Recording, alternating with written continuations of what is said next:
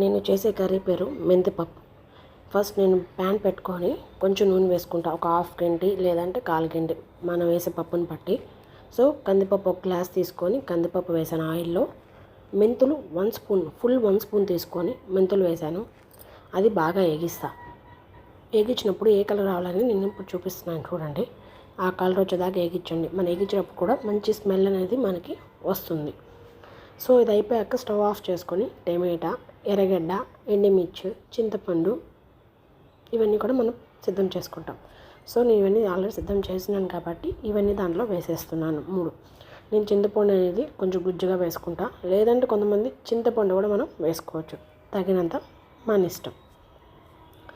ఇవన్నీ చింతపండు వేసిన తర్వాత కొంచెం పసుపు. నేను ఉప్పు మాత్రం ఇక్కడ వేయటం లేదు. అంతా బాయిల్ అయ్యాక ఉడికిపోయాక నేను ఉప్పు అనేది వేస్తున్నా. సో ఆ దాల్కి కావాల్సిన వాటర్ని నేను పోసేసాను. పోసిన తర్వాత ఇంకా కుక్కర్ పెట్టేసి 4 విజిల్స్ రానియాలి. 4. కొంతమంది 3 అయినా రాయించుకుంటారు, అది మీ కంఫర్ట్, మీ ఇష్టం చూసుకొని. ఆ ప్రెజర్ పోయే లోపల నేను తిరమాత అనేది వేస్తున్నా. దానిలో ఇంగువ కూడా వేసుకొని పక్కన పెట్టుకుంటా. ప్రెజర్ పోయాక ఇలా ఎనించేసి ఉప్పు, తిరమాత వేసేసి కలపెడితే ఆడికి మెంతు పప్పు అనేది అయిపోతుంది. ఇక్కడ మెంతి ఆకలిలా నేను మెంతులు వేసి చేశాను. సో మెంతి పప్పు అనేది అయిపోయింది. సో మీరు ఒకసారి ట్రై చేసి ఎలా ఉందో నాకు చెప్పండి. Thank you for watching. Please subscribe my channel.